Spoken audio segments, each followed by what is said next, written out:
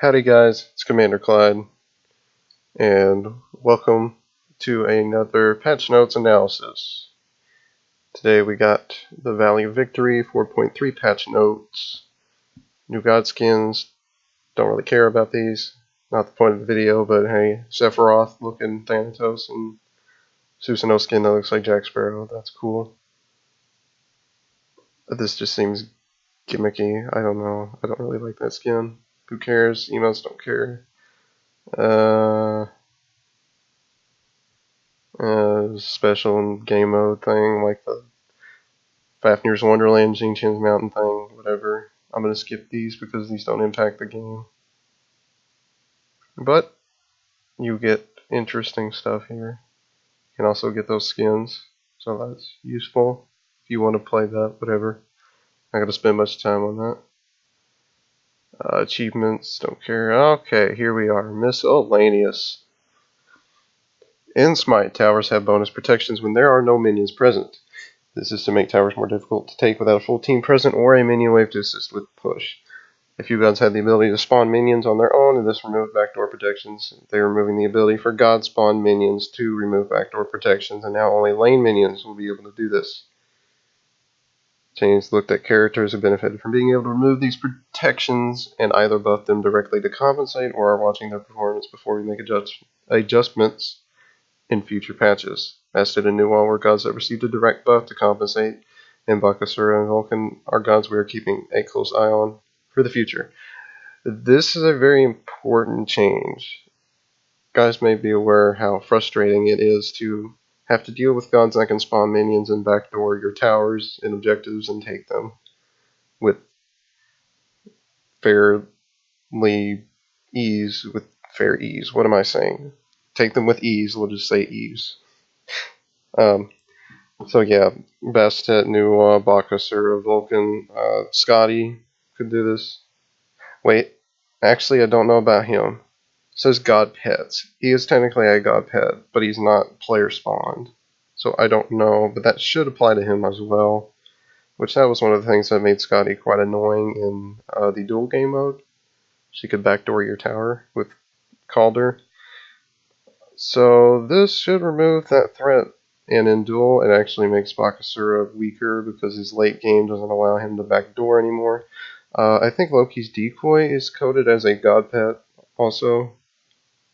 So he can't do that either. I don't actually know if it did remove protections on towers. Have to double check that, but it would make sense that it did. But this is a pretty important change, and it'll make these gods less annoying for backdoor. Obviously, Vulcan's not really a backdoor god. His turret takes 2 tower shots, but it does remove the protection. So yeah, I think this is important. For duel, this is a good change. For conquest, it probably doesn't really matter. People weren't really utilizing that part of gods that much for that purpose. Item changes. All these aura items. All aura items you provide with a benefit or enemies with a reduction will now only apply to gods. This excludes Mystical Mail and Emperor's Armor, which for some reason apparently it didn't only apply to gods already, which is weird. It should have. That's weird. I'm surprised it didn't only work on gods. And the gods face a description, whatever. Frenzied Ritual, reduced duration, 10 to 5. Rituals have seen some great moments, but have also sometimes led teams to win fights in ways that felt unfair due to some of the powerful benefits they provided. Frenzied Rituals, duration of 10 seconds, allow teams to chain multiple rituals together, leading to little or no downtime in a fight without investing too much into the strategy. We are reducing the duration to 5 seconds, which will force teams who want to chain these for an extended duration to invest more of their gold. Which I believe that's a necessary change. 10 seconds is way too long for increased power and attack speed to last, in my opinion. That's just too much. And, this makes taking objectives much faster, especially in Conquest. If you have 1 or 2 players with a ritual, you can take a fire giant really fast. or unfairly push in an objective when you wouldn't necessarily have that advantage to actually be able to take it in a timely manner. 10 seconds was too long. I think this is a good change. Stop it from being abused as much, especially in duel. I actually was able in duel once with on her to completely kill 100 to 0 a Titan just without minions, just with a frenzied ritual. So yeah, that's a bit silly. Rallying Ritual allows for players to take advantage of many opportunities by teleporting directly to their allies. However, the potential players with this ritual to quickly charge the Titan and end the game has proven to be frustrating. Rallying Ritual can no longer be used on a target that is being teleported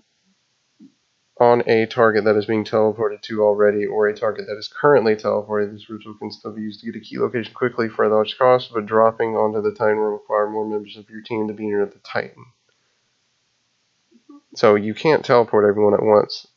It's staggered, which makes it a lot more difficult to do because they come into your Titan and you kill them one by one as they teleport in that scenario. If they try to do that, so it makes it a lot harder. It makes it more of just an item to gain a tactical advantage, in a situation where you might need an extra teammate to defend the fire giant or something. They can teleport in on you and give you some help instead of having backdoor Titan abuse. Good change. That is frustrating, and that probably needed to happen. Bumba's Mask. With Season 4, we made Bumba's Mask require a last hit to discourage teams stacking multiple masks and receiving a large amount of sustain from it. This led to frustration in games where teammates could stop you from receiving crucial healing and gold when you needed it. We have changed how the passive works to now reward the closest Bumba Mask wearer rather than whoever got the last hit. This would result in a less frustrating experience while still hitting our original goal. Okay, so yeah, Bumba's Mask no longer requires last hitting to receive passive benefit, which is good. It's kind of annoying to try to coordinate that when you could have as many as 4 players taking an early camp. Because if your jungler really needs that passive, it's going to be hard for them to get it with that many people vying for it. Now that you just get it automatically, if you're the closest wearer, that removes some of that frustrating with having to coordinate last hits. It says we'll now only apply the passive to the guy closest with mass that is within assist. Oh right. And they're saying they're talking about also, I believe there's a gold bonus when you kill a jungle camp. Yeah, like it says it right there. What am I doing? So yeah, good change. Makes it less frustrating, and you don't have to go through all the motions of trying to coordinate your teammates to give you a last hit. Sands of Time. In 4.3, we are making changes to all the mage starter items and how much mana they restore.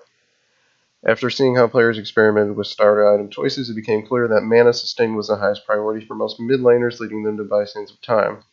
Vampiric Shroud was often not considered viable because it didn't give enough return to justify being more difficult to kill in the early game, and Soulstone was ignored largely due to lack of mana return that made using its passive difficult. Sands of Time, however, should continue to be the premier mana regeneration starter item, and to make sure it isn't overshadowed by a more powerful Soulstone and Vampiric Shroud. It too is receiving a slight increase to MP5 it provides. Increased MP5 per stack from 1.5 to 2, which is fine. People are picking up more, it might as well be worth it. This is also often a little bit overlooked as a solo lane item. It's good on Guardians because they have mana sustain problems, usually, because they take a lot of mana and they don't start with much. So, yeah, it helps them. Also, 10% CDR, man. Like this item is kind of silly because it gives you power, mana regen, and 10% cooldown reduction. Whatever. Seems silly, but it's fine to have an interesting item like that, although hopefully that doesn't make it overstated. Soulstone now heals 40 mana when consuming 5 stacks. Because if you guys remember, they took the heart out of this item because they took off the part where this stacks gave you MP5, which made it a actually stupid option most of the time, because Sands of Time would be generally just be a better item outright. And now you have a choice, because now not only do you get passive extra damage from Soulstone stacks, but now it heals 40 mana, which is, for a mage with their clear ability, probably about 30 to 40% of the mana used for the ability returned, so that helps a lot. Vampiric Shroud, increased mana restored from 5 to 8, makes it more useful for maintaining your mana sustain. Always good changes, still heals a lot of health, and gives a lot of health. See, I don't know why this would fall out of favor, because those things are good. Having health sustain and extra health is very good in the mid lane, especially if you're a god like Zeus.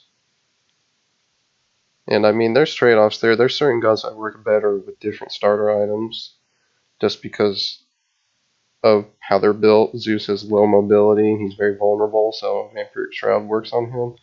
Whereas somebody like Scylla would get better use out of a Soulstone for bonus damage on her clear, and to be able to use that ability more times with maintaining the mana sustain.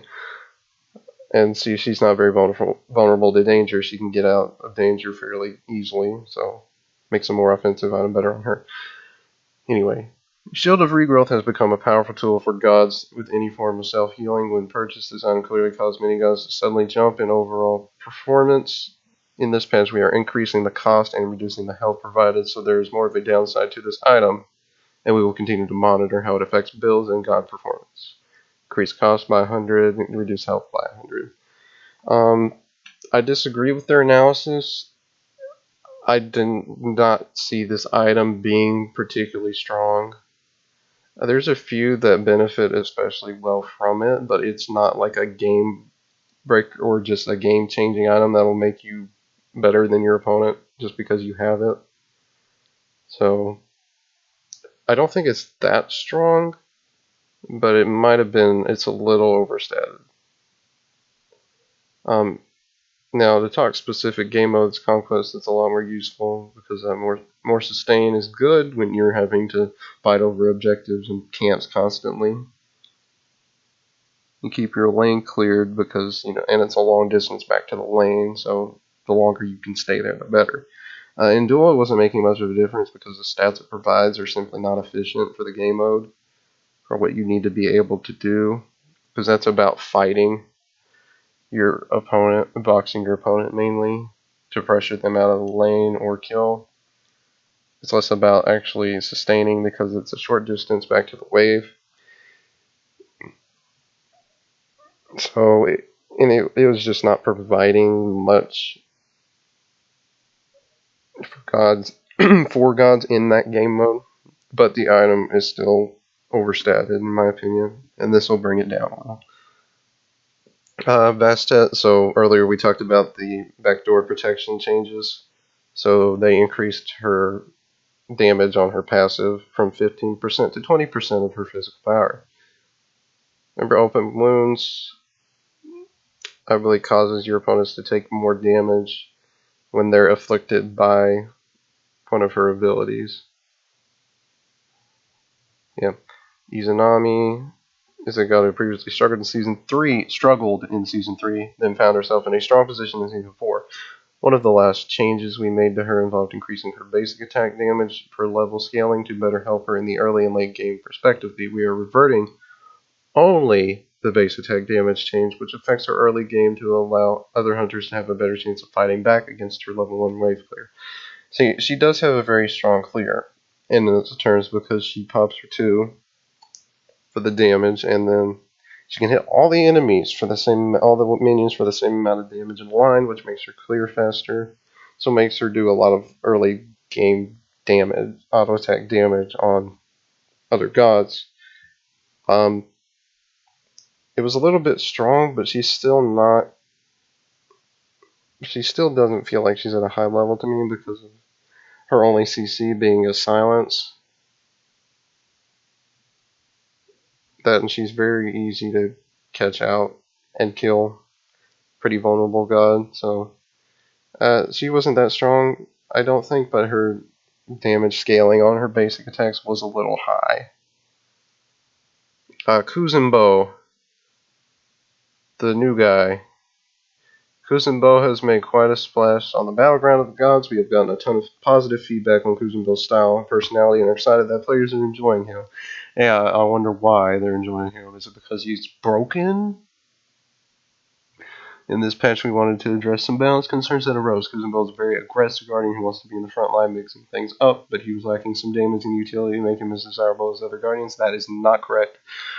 Watery Grave received a number of changes to address this. It now lasts for a shorter duration, but hits harder up front, and Kuzenbo can now move faster during it, allowing him to provide more burst to the fight and chase his target. Sumo Slam is also seeing a damage increase for when a target is pushed into a wall or through minions, and Shell Spikes can now be activated while under the effects of crowd control. Changes to Sumo Slam and Watery Grave should make Kuzenbo more impactful in a fight, and changes to Shell Spikes will force enemy players to be more reactive.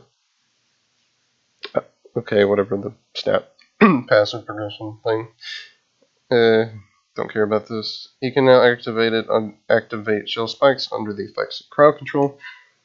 It's a huge deal to have that damage reflect up, because you know when you get CC'd, you know a big damage ability is going to be coming next on you. If you can pop that during your crowd control, then that removes some of that threat. Very important, forces players to think a little more carefully about how they want to attack him. First thing, and next thing, ultimate. Watery Grave, reduced duration from 2.8 to 2.1 seconds. Results in one less knockup. Increased first hit damage from 60 to 220 to 80 to 280.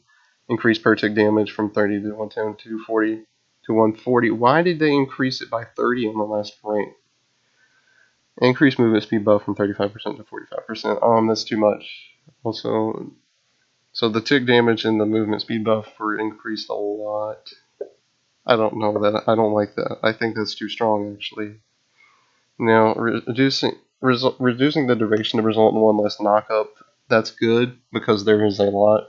And if you can position yourself right, you can push someone into a tower and just hold him there for that long, and they won't be able to move. And then if you do it right, you can cancel it into a Sumo Slam and keep them there even longer. And if you catch somebody in the right way, he will completely annihilate them, even though he's a guardian.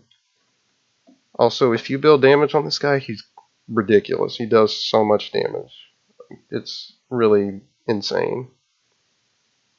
I played around with him in a dual custom with a friend. Pretty nuts. Almost killed him at level 3 with a well-placed Sumo Slam pushing into the tower. So, yeah.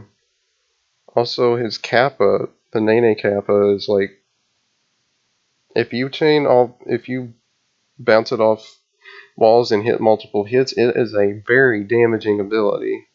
Like, you can, on duel anyway, you can pretty much full clear a buff just with that if you position him right. He basically bounces the same as a Hu Yi Ricochet with a larger hitbox. Not hard to use, but I still think he does too much damage right now. And increasing the Sumo Slam doesn't help, because remember that procs twice on the initial grab, and then if he's able to push someone into a wall. It's just, his damage is huge, his stats are crazy, like, this god is broken, and they're making it worse. And in Conquest, he's pretty annoying, but, like, the way he can chain CC is just nasty. I don't know many gods that could basically just 100 to 0 you by putting you under a tower. Like, that he can just hold you there, hold you wherever, and you're just dead. New It changes to her from backdoor protections, increased magical power scaling on shining metal from 50% to 65%, and increased minion explode power scaling from 30 to 25%. I like this because not only does it help her wave clear, but it also lets keeps players from being so stingy about only using it on the minions. Obviously, you want to get the explosion damage and uh, the CC on it, but now that the power scaling has increased, you're encouraged more to just go ahead and use the ability, which is smart, but it does make you think a little bit less about strategy of where and when to put your where to put your minions and when to use them. Yeah. Osiris lately hasn't been fitting his title of Broken God of the Afterlife. While do not meme this, guys. Don't do that and make him broken. That's not funny. While he has a strong laning phase and can box well early, his build options in the mid and late game are limited due to his low physical power scaling. He's got a stupid fast attack progression, auto attack progression with 2 cleaves. Hello, that's pretty good. If you make him scale too much, you make him broken because he can chain that with his abilities, and it's like, whoa, crazy damage. Sickle Strike and Spirit Flail are seeing damage increases around their scaling to give Osiris a few more build options and power like it. Increased damage of Sickle Strike from 60 to 220 plus 30% of physical power to 60 to 240 plus 40% of your physical power. Why? You just make him outright stronger. Change damage and Spirit Flail change damage from 80 to 280 plus 50% to 70 to 290 plus 75%. What? That's just weird. They decreased it at the first 2 ranks, and then now he's going to have more damage and more scaling. Why? Is that necessary? I'll say it puts him in a better position now against other warriors like Malona. And heck, even like Nike. Nike destroys him because you can disarm him. And now that his abilities have more damage, he can be a little bit more effective there. Ultimately that's good. We'll have to keep a close eye on him to make sure that this doesn't break him. I don't think it will because those changes aren't huge. But think about this. This is a 30% increase in his scaling. This is less so. That's about 20%, but we'll see. Ratatasker has become a go-to jungler for players in Season 4. His ability to buy his acorn out of the base, combined with the new decisions available to junglers, caused him to perform even better than in Season 3. We are making a few adjustments to his abilities without hitting his damage that should give players more opportunities to play against him. Acorn of Yggdrasil is now more expensive at the 2nd tier, which will have an impact on early game item build decisions. Dart will now only be reduced by 1 second each time a god is hit with Flurry or Acorn Blast, which will give enemy players more opportunities to catch this trickster. And Through the Cosmos now has a smaller landing radius, requiring Ratatasker players to be more accurate with where they want to land. Acorn of Yggdrasil increase the cost of Acorn of Swiftness from 500 to 700. Acorn of Yggdrasil remains at 1600. Decrease cooldown reduction from Flurry and Acorn Blast from 2 to 1 second per god hit. Through the Cosmos, reduce landing radius from 25 to 20. Okay, so that's a good change. Keeps people from abusing his early game advantages. Dart cooldown reduction or decrease reduction from using those abilities, decreasing the cooldown on Dart is a good change. If you guys remember, Crusher was changed, which will reduce your cooldowns by 1 second when you hit an auto attack on an enemy god. Now, if this was still 2 seconds and you had that item, that would be nuts because that ability would be up like every 3 seconds, and everyone would hate you. Like, that's a little bit silly, so 1 second is good. Like, most effects that reduce cooldown do it by 1 second, so why was his 2? That seems a little Strange. And through the Cosmos, landing radius reduced. That's a good change. It keeps it from being as effective in fights, so you can't knock up people from as far away, or you can't knock up as many enemies at once. So now you have to be a little more precise with him. That ability was very easy to hit because of how big it was. Now it makes it more in line to like a Thor ultimate. So good change. Soul. Kept a close eye on Soul. After watching her underperform in Season 4, we began looking at ways to improve her utility and her damage outside of her stellar burst. This led us to look at Radiance. Radiance helps Soul in quite a few ways. It is her main source of quick heat generation and also provides her with some sustain. We are increasing her to sustain at all ranks and reducing the cooldown, giving her access to this utility more often and earlier. Supernova is also seeing a damage increase to reward Soul players more when they land multiple hits. Radiance. Fixed an issue where this wasn't proccing on heal effects, decreased cooldown from 15 to 13 seconds, changed the healing from 5 to 25% of missing health to 25% of missing health at all ranks. See, now I feel like this change is better because giving her such an ineffective heal early game kind of ruins the point of the ability because it really won't help you sustain early if it's only 5% of missing health. So I think that's a good change because it was very annoying to use that and barely get any healing early.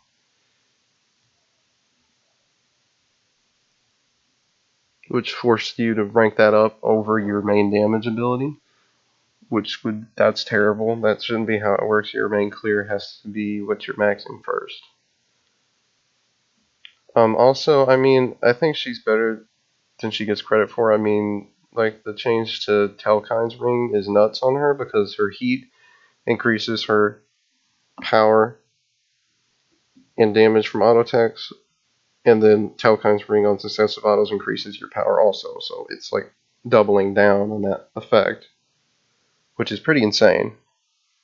But expensive item, so the utility of it was bad. People weren't using it much, I don't think. Which hard, the one that heals your maximum health and mana by a little bit on auto attacks was actually probably turning out to be a bit more widely used. An effective item, but that doesn't help Soul that much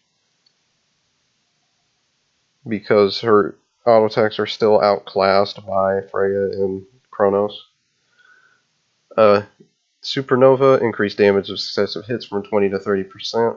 That's a good change. The successive hits don't really do a whole lot, so I think that helps. And yeah, rewards players for being more accurate with the ability, which is always good. Reward skill, over exploiting gods,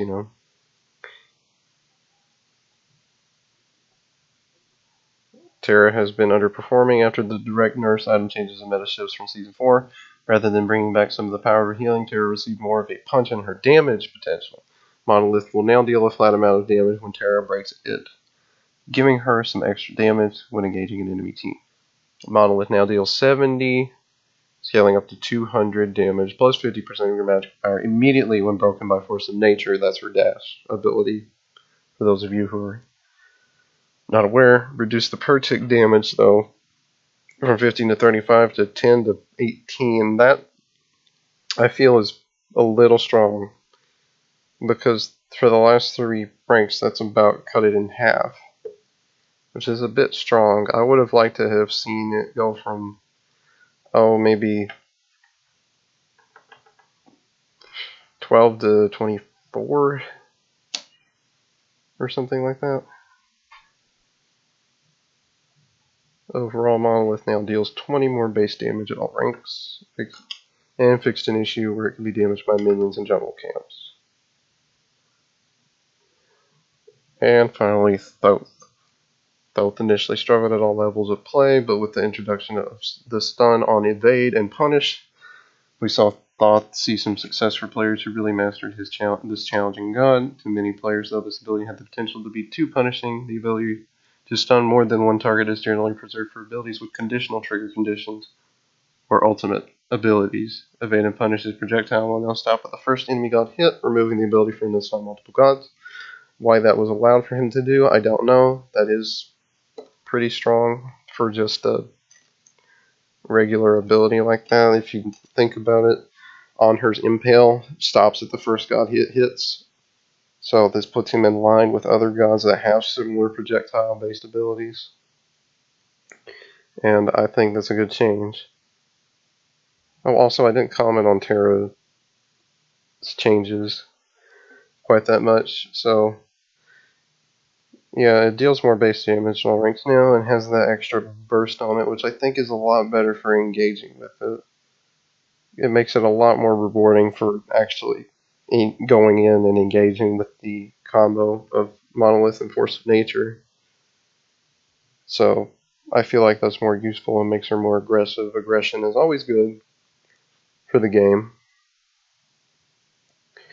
And so yeah, that's it. Keep an eye on these changes and see where things end up. Expect another tier list soon, so I can fit in Kuzenbo and maybe move some of the gods here based on the changes.